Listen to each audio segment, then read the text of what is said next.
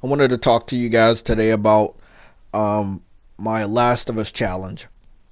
It's only for $200. It's not a lot of money, and I'm gonna end the challenge on June 1st. So I need to beat The Last of Us on normal by June 1st.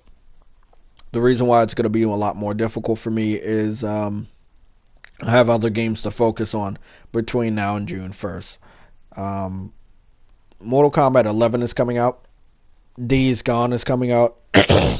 Dreams early access is coming out next week.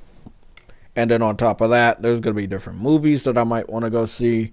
My work schedule, which is Monday through Friday, 2 p.m.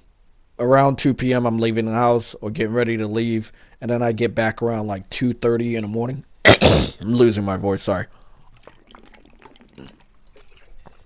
So that's going to be a little difficult. Also, I can't stream the gameplay while I'm doing the PlayStation Legion Hangouts, which is going to be every Sunday, as you know, at 2 o'clock.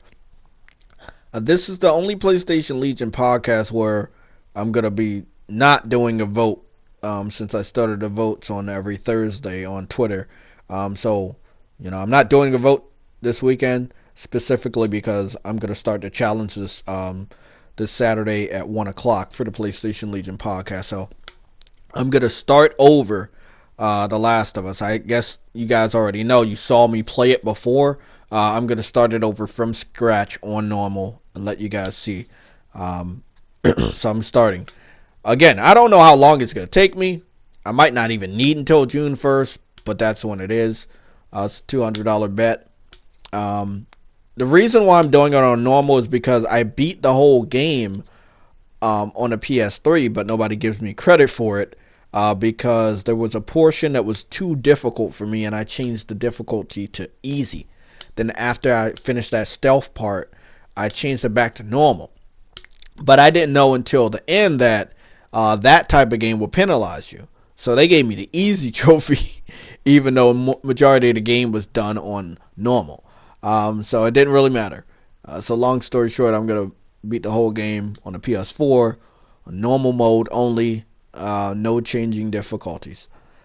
My streaming schedule, I think I'm gonna just have it at 8 o'clock Saturday and Sunday for about 2 to 3 hours.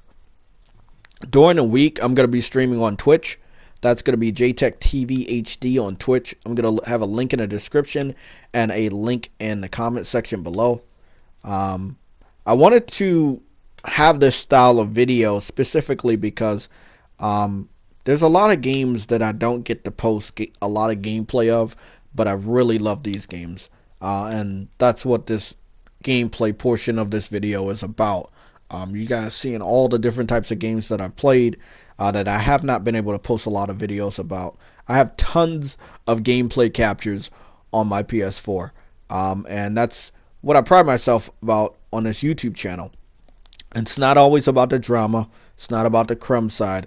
It's not about PC port beggars. It's about gaming and me enjoying gaming and showing off games that a lot of people might not know about or might not care to know is actually pretty cool. Like this game right here. This game is on PS4. It is Fighting EX Layer, a 60 frames per second fighting game with some familiar faces from the Street Fighter EX series and others. As you can see, you have Terry from the Fatal Fury franchise. So, long story short, lots of great gameplay you're going to see here. But I do want to talk about the PS5 and my expectations. My expectations are not 4K 60 frames.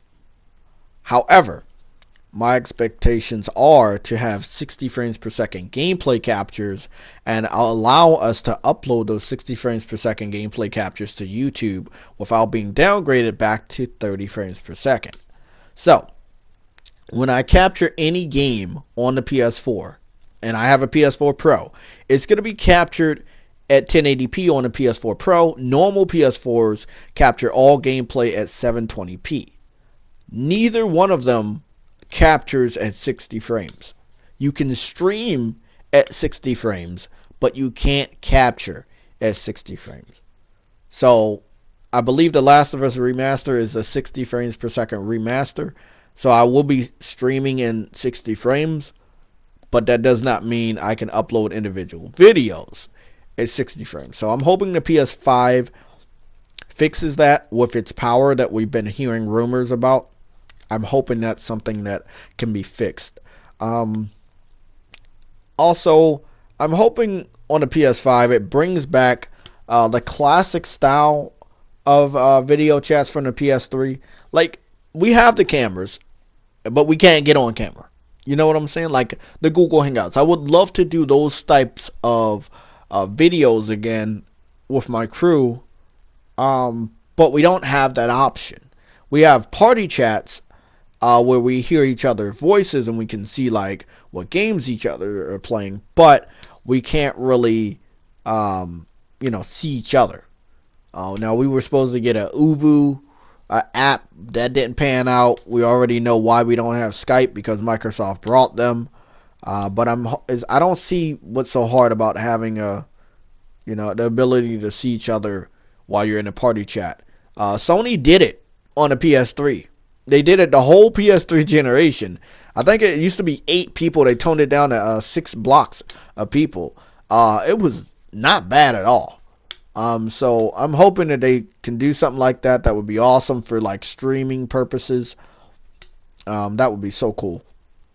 Those are the only 2 things that I would hope to see for the PS5. I really need to see. I hope they bring those back.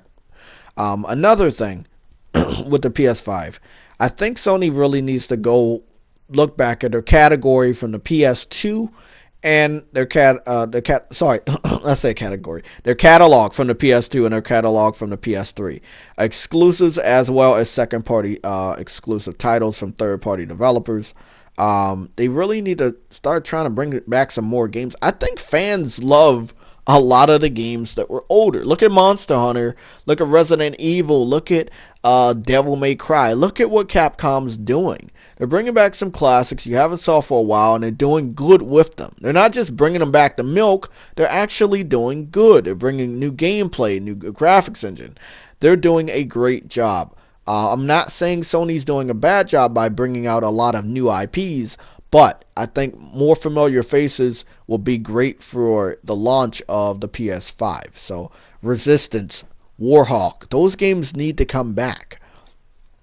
And of course, it's not a mandatory seal the deal day one buy type of feature for me. But yeah, backwards compatibility could work.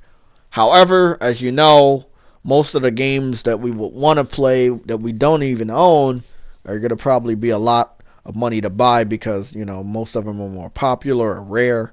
So that's the thing. So if they're going to do backwards compatibility, they can do physical, but if they're going to do digital, they have to have the whole library available to us. And I know that might be a little difficult, but they need to try to do that and make sure that's available for launch. People don't like to wait. And I'm not saying that just about me, but a lot of the haters, a lot of the people that just want to find problems with the PlayStation brand, they don't want to wait. They want everything right then and there. So my last closing statement is I'm hoping that the next state of play is good.